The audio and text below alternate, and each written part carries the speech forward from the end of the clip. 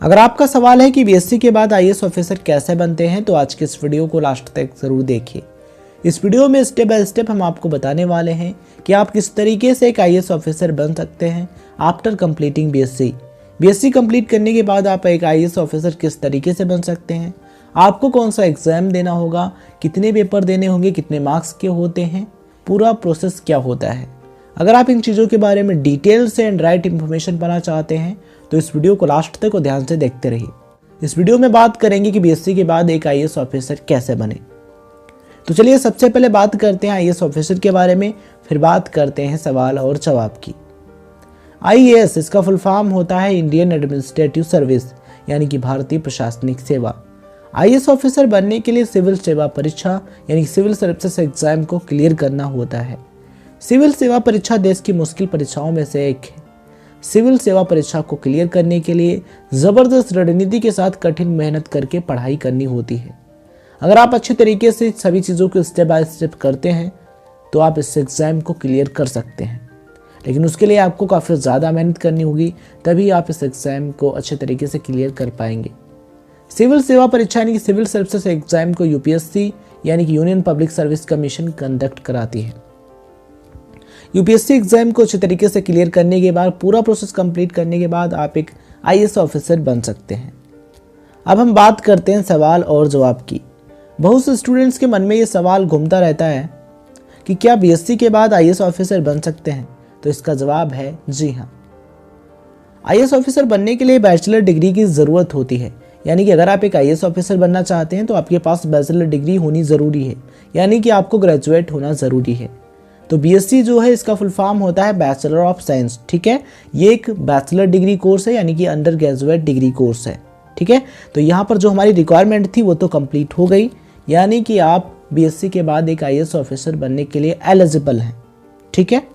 अगर आप अच्छे तरीके से पूरा प्रोसेस कंप्लीट करते हैं तो आप एक आईएएस ऑफिसर बन सकते हैं, ठीक है।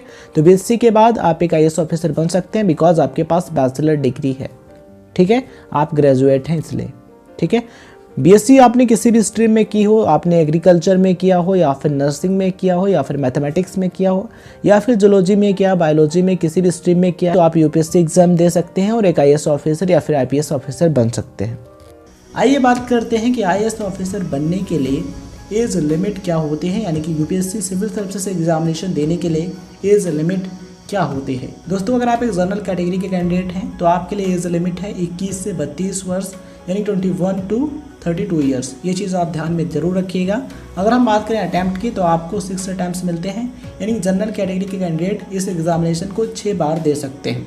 अगर हम बात करें ओबीसी कैटेगरी के कैंडिडेट्स के लिए तो अगर आप एक ओबीसी के कैंडिडेट हैं तो आप इस एग्जामिनेशन को 9 बार दे सकते हैं। एज लिमिट की बात करें तो आपके लिए एज लिमिट है 21 से 35 वर्ष, यानी कि 21 टू 35 ईयर्स। बात करते हैं एससी और एसटी कैटेगरी के कैंडिडेट्स के लिए, तो अगर आप एक एससी या फिर एसटी कैटेगरी के कैंडिडेट हैं तो आप इस एग्जामिनेशन को जितनी बार चाहें उतनी बार दे सकते हैं। बस आपको एज लिमिट का ध्यान रखना है।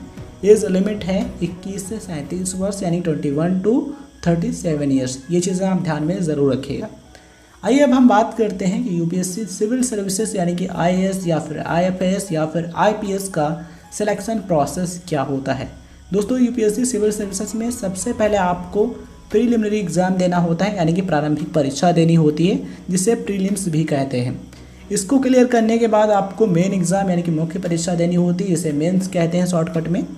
और अगर आप इसे क्लियर कर लेते हैं तब आपको इंटरव्यू यानी कि पर्सनैलिटी टेस्ट के लिए बुलाया जाता है, साक्षात्कार के लिए बुलाया जाता है। अगर आप इस स्टेज को भी क्लियर कर लेते हैं तब आप फाइनली एक आईएएस ऑफिसर के रूप में सेलेक्ट हो जाते हैं। उसके बाद आपकी ट्रेनिंग होती है, फिर आपकी पोस्टिंग होती है, फिर आपका प्रमोशन होता है, देन आप एक डीसी यानी कि डिस्ट्रिक्ट कलेक्टर या फिर डिस्ट्रिक्ट मजिस्ट्रेट यानी कि डीएम बन जाते हैं। तो आइए जानते हैं कि इस परीक्षा का पैटर्न क्या होता है, यानी कि यूपीएससी एग्ज़ाम पैटर्न क्या होता है, कितने पेपर आपको देने होते हैं, कितने मार्क्स के होते हैं। सबसे पहले बात करेंगे प्रीलिमिनरी एग्ज़ाम की, यानी कि प्रीलिम्स की। दोस्तों, इसमें आपको 2 पेपर देने होते हैं, जिसमें से पहला पेपर आपका होता है जनरल स्टडीज़ 1 का। इसके लिए आपको 2 घंटे यानी कि 2 आवर्स का समय दिया जाता है और इसमें 100 क्वेश्चंस पूछे जाते हैं, यानी कि 100 क्वेश्चन पूछे जाते हैं जो कि 200 मार्क्स यानी कि 200 नंबर के होते हैं। ये पेपर आपका प्रीलिमिनरी एग्ज़ाम की मेरिट के लिए कंसीडर किया जाता है, यानी कि इसके जो मार्क्स हैं वो मेरिट में जुड़ते हैं। किसके? प्रीलिमिनरी एग्ज़ाम की मेरिट में। ये चीज़ ध्यान रखिएगा, इसके जो मार्क्स हैं वो फाइनल मेरिट में नहीं जुड़ते हैं, ये चीज़ आप ज़रूर ध्यान रखिएगा। दूसरा पेपर आपका होता है जनरल स्टडीज़ 2 का, जिसे CSAT यानी कि सिविल सर्विसेज एप्टीट्यूड टेस्ट भी कहते हैं।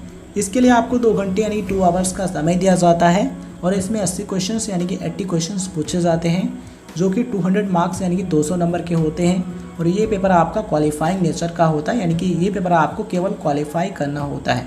अगर आप इस प्रीलिमिनरी एग्जाम यानी कि प्रारंभिक परीक्षा को अच्छे तरीके से क्लियर कर लेते हैं तब आपको मेन एग्ज़ाम यानी कि मुख्य परीक्षा देनी होती है। मेन एग्ज़ाम में टोटल आपको 9 पेपर्स यानी कि टोटल 9 पेपर आपको देने होते हैं, जिसमें से 7 पेपर जो होते हैं उनके मार्क्स आपकी फाइनल मेरिट में जोड़े जाते हैं और 2 पेपर केवल क्वालिफाई करने के लिए होते हैं, यानी कि क्वालिफाइंग नेचर के होते हैं। तो आइए बात करते हैं कि वो कौन कौन से पेपर्स हैं और कितने मार्क्स के होते हैं, चीज़ें समझते हैं। सबसे पहले आपको पेपर 1 देना होता है, जो कि कंपलसरी इंडियन लैंग्वेज का होता है, यानी कि ये पेपर आपका लैंग्वेज पेपर होता है। संविधान के 8th शेड्यूल यानी कि संविधान की 8वीं अनुसूची में जो लैंग्वेजेस दी गई हैं उनमें से किसी भी एक लैंग्वेज में आप इस एग्जामिनेशन को दे सकते हैं। इसके लिए आपको 3 घंटे यानी 3 आवर्स का समय दिया जाता है और ये आपका 300 मार्क्स यानी कि 300 नंबर का होता है। ये पेपर आपका क्वालिफाइंग नेचर का होता है। दूसरा पेपर आपका होता है इंग्लिश लैंग्वेज का।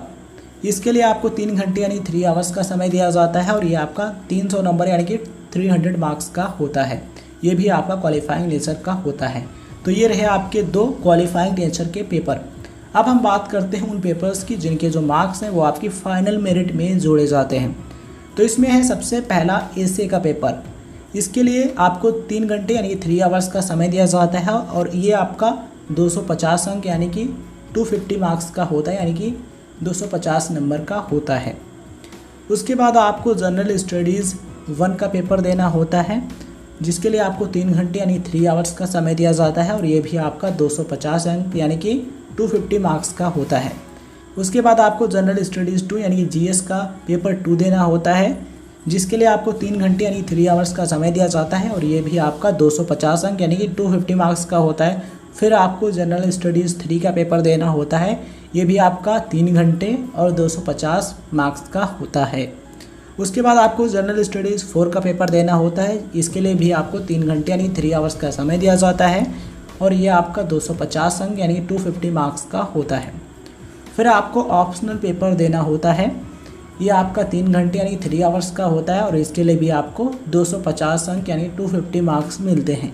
उसके बाद आपको ऑप्शनल का पेपर नंबर 2 देना होता है, जिसके लिए आपको 3 घंटे यानी कि 3 आवर्स का समय दिया जाता है और 250 मार्क्स का होता है। तो इस तरीके से मेन एग्ज़ाम यानी कि मुख्य परीक्षा के टोटल मार्क्स हो जाते हैं 1750 यानी कि 1750। अगर आप इस मेन एग्ज़ाम यानी कि मुख्य परीक्षा को अच्छे तरीके से क्लियर कर लेते हैं तब आपको इंटरव्यू यानी कि साक्षात्कार यानी कि पर्सनालिटी टेस्ट के लिए बुलाया जाता है। इंटरव्यू आपका 275 अंक यानी कि 275 मार्क्स का होता है।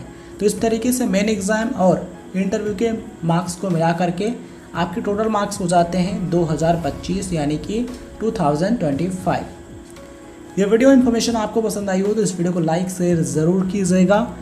अगर आपका सिलेक्शन हो जाता है तो उसके बाद आपकी ट्रेनिंग होती है, फिर आपकी पोस्टिंग होती है, फिर आपका प्रमोशन होता है, तब आप एक डिस्ट्रिक्ट कलेक्टर यानी कि जिला कलेक्टर या फिर डिस्ट्रिक्ट मजिस्ट्रेट यानी कि DM आप बन सकते हैं, जिला अधिकारी बन सकते हैं। अगर आपको ये वीडियो इन्फॉर्मेशन पसंद आई हो तो इस वीडियो को लाइक शेयर ज़रूर कीजिए। ऐसे ही इंपॉर्टेंट एजुकेशनल वीडियोस देखने के लिए अभी सब्सक्राइब कीजिए right info club YouTube channel को एंड सब्सक्राइब करने के बाद ऑल नोटिफिकेशन पर क्लिक कीजिए, जिससे आपको आने वाले हर एक इंपॉर्टेंट वीडियो की नोटिफिकेशन मिल सके। Thank you so much for watching.